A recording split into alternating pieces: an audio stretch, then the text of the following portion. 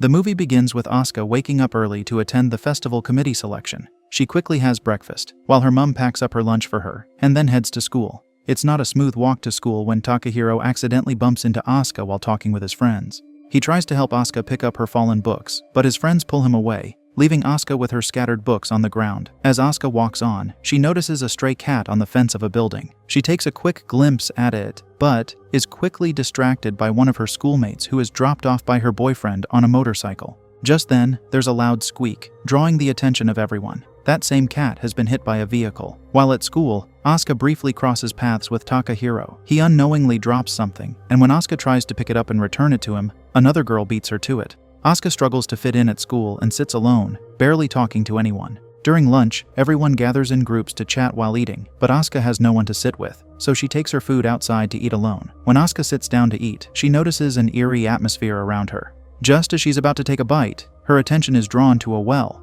Suddenly, multiple red-painted hands begin to spring forth from the well. Asuka is terrified and lets out a loud gasp. To her relief, a group of men arrives at the site. They are workers in the area and politely ask Asuka to leave because they need to use heavy machinery. As Asuka is about to leave, she looks at the well again, and the mysterious hands are no longer there. She then slowly makes her way to it. When she approaches, she looks inside the deep well, but there's nothing in it. This unsettling encounter is quickly followed up by another, as Asuka finds Shota burying something in the backyard. While she watches him, a heavy wind rustles and its impact shatters a vase around the corner. As Shota leaves, Asuka begins to hear the voice of a little girl pleading for help. She turns around and finds nothing. Shota goes to watch Takahiro play basketball. He can't understand why someone as talented as Takahiro doesn't want to pursue a professional career in basketball. The crowd applauds and cheers as Takahiro, the star of the basketball team, showcases his skills. After, as Shota walks down the hallways, he is by his schoolmates as they place a drawn image of poop on his back and laugh at him as he walks by. When Asuka is getting ready for bed one night, she receives disturbing messages from a mysterious individual. Out of fright, she drops her phone face down on the table and moves away from it. Just as she distances herself from the device, it begins to move on its own on the table. Asuka becomes more and more terrified as the phone moves with no visible force behind it. She rushes to hide under her duvet, hoping this nightmare will end, but the phone keeps moving. In that tense moment, the clock strikes midnight. All of a sudden, Asuka finds herself in her school chapel, backing Takahiro. Gradually, more and more students begin to appear. They're all confused as to why they're in their school chapel, and more importantly, how they got there. They see a coffin placed on the altar, and this just begins to raise many questions from them. One of the students, Atsushi, walks out on the group. He doesn't care about whatever is going on and doesn't want to be a part of it. Takahiro tries to stop him, but Atsushi has his mind made up. The other students watch Atsushi make his way out of the building into the cold, dark, and lonely night. There's an eerie feel to the atmosphere as Atsushi walks by. He hears faint echoes in the far distance. Disturbed, he stops to try and figure out where these sounds are coming from and looks around the place. There is thick darkness, and one can barely see. Atsushi is nonchalant, and so he continues walking. Just then, there's a loud thud, and Atsushi falls to the ground. His screams are heard in the distance by the others. Takahiro, concerned about the well-being of his friend, immediately runs to find out what had happened to him. The others follow behind. It's a gory sight, as Atsushi has been cut in half. The students just stare in disbelief at the corpse.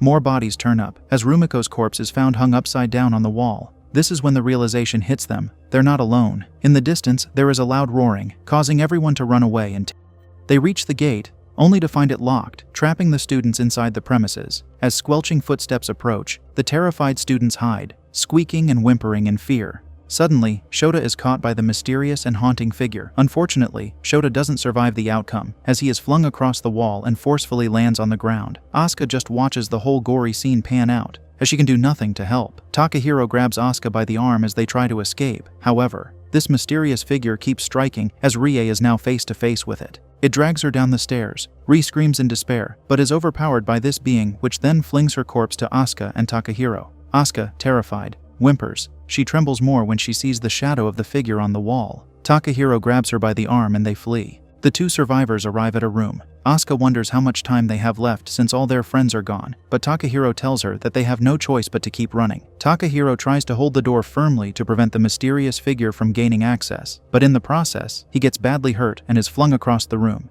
The figure then slowly slides the door open as Asuka and Takahiro watch in despair. Asuka is hiding under the bed while Takahiro is face to face with a mysterious being. After some strange noises, Asuka sees Takahiro pinned to the wall, with a sharp blade pierced deeply into his chest. She is saddened by this view, as she has now lost another schoolmate.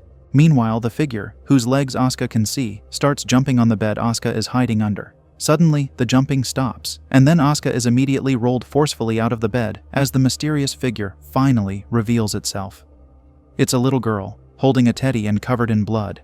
The little girl lets out a slight grin, and a terrified Asuka attempts to flee, but the girl is faster, and she grabs Asuka from behind.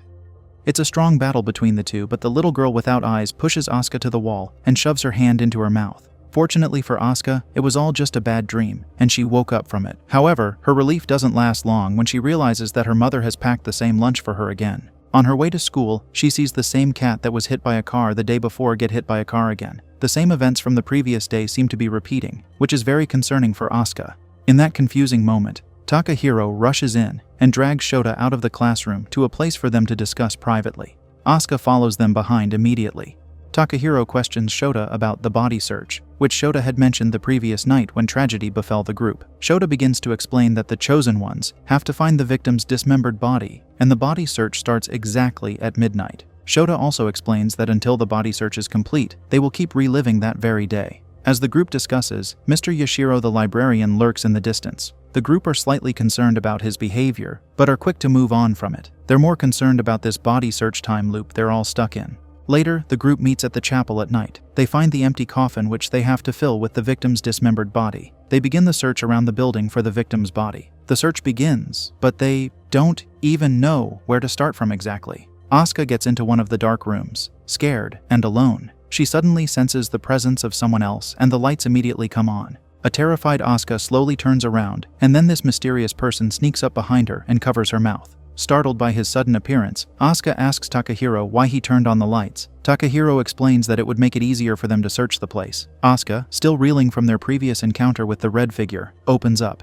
Takahiro then tells her that's his reason for going around to turn on the lights. Asuka then admits that it's a clever idea. The two then team up together to begin searching the place. The two can't find anything in the classroom, but there's an inner room there that they have not searched. As Takahiro enters to check the room, he first attempts to switch on the lights, but they don't come on. As they search the room, Asuka spots something behind Takahiro. She stands frozen to the ground as she informs him to look behind, and he does immediately. Who doesn't love it when the plan comes together? One body part is found. It's an arm, locked up in a transparent glass. Suddenly, the lights begin to flicker and the two instantly realize that they have most likely been found. Takahiro immediately takes the arm from the glass, and the two go into hiding. While hiding, Takahiro hands Asuka the arm and instructs her to run with it to the chapel while he distracts the red figure. Asuka does as he instructs and flees while he goes to face their haunter. Takahiro is immediately defensive as he throws a chair at the girl covered in red. However, he'll need to do a lot more if he intends to stop her. On the other hand, Asuka is not quiet enough as she attempts to escape. The red person's focus is shifted from Takahiro to Asuka. When Asuka falls and grunts loudly, Takahiro, in a bid to save her, rushes behind the red girl and strangles her, yelling for Asuka to run. Takahiro manages to fling the girl to the floor. Just when it seems like he has defeated her and she lies motionless, she immediately comes back to life and speedily crawls towards Takahiro. In the distance, Shota hears loud squelching and Takahiro screaming and immediately rushes to hide in a locker. Terrified, he watches the girl approach the locker. However, the locker isn't a haven, as the girl begins banging it from outside and pushes it, causing it to roll down the stairs and land heavily on the floor. Just as he struggles to come out of the locker and put on his glasses, the red girl catches up with him, and Shota's screams are heard in the far distance. Rie and Rumiko are terrified after hearing screams. They encounter Asuka, who has the hand that needs to be placed in the coffin. Unfortunately, Asuka and Rumiko are captured by the red girl, leaving Rie with the difficult task of taking the body part to the coffin. Rie quickly grabs the arm and rushes into the chapel. With shaky hands and gasping for breath, she arrives and places the arm in the designated section of the coffin. Immediately, the arm is carefully placed in the coffin. The red girl attacks her immediately, and the scene cuts. The next day, the group meets up to try to prevent a stray from getting hit by a car. They're reliving the 5th of July for the third time, so they can easily predict the events of the day. The four are beginning to bond. Rie informs them that she successfully put the arm in the coffin before getting caught by the red girl, and Rumiko congratulates her for a job well done. This series of unfortunate events brings together Rumiko, Rie, and Asuka. Asuka, who has spent her life alone at school, now has people to share lunch with. On the other hand, Takahiro and Shota are hoping to meet up with the others. They are certain about the girls coming but aren't sure about Atsushi, as he didn't respond to Shota's message. Takahiro reveals that he and Atsushi have a history together and go all the way back to middle school when Atsushi was a star athlete. He had an offer to join Kiowa High's basketball team, but before graduation, he broke his leg and lost the opportunity. That's how he ended up at their current school. After the five meet, Shota reveals to them that while looking up information about the body search, he found a connection to a real-life homicide case and has printed out copies for them to see. 30 years back, someone was taken out and dismembered right near their campus, and the victim's head was never found. The victim is an 8-year-old girl, Miko Onoyama, who was only an 8-year-old. Just as they are staring at the picture in the newspaper and drawing similarities between the little girl in the newspaper and the one that chases them, the picture squelches and moves. Only Asuka notices this and screams in terror as she moves away from the newspaper. Takahiro, bothered, rushes to Asuka with worry in his eyes. Asuka reveals to him that she saw the picture move. Shota observes the odd closeness between Asuka and Takahiro and gets curious. Takahiro reveals that he has known Asuka since kindergarten. The rest of the group are shocked and intrigued by this revelation. As the group discusses, the librarian, Mr. Yashiro, comes to silence them, reminding them it's a library, and they should maintain its quietness. As he leaves, Shota reveals a sketch he made of the school's floor plan. If the body parts are around the school, having the school's building sketched out as a guide would go a long way, especially if they work as a team. Shota then hands out pens to them and instructs them to mark the places they've already searched. Shota has a plan, and he reveals it. The girl in red is usually drawn to their attention when they make noise, so if they play loud music and turn on lights around the school, he'll distract the red girl. While he buys them time, they split up and find the body parts. The plan goes so smoothly for the group as they gradually begin to gather the various body parts and place them in the coffin. However, their bodies begin to turn up as the red girl catches up with them one by one. Shota knew they were going to get caught eventually, so they could only focus on retrieving the body parts on the 4th floor for that day.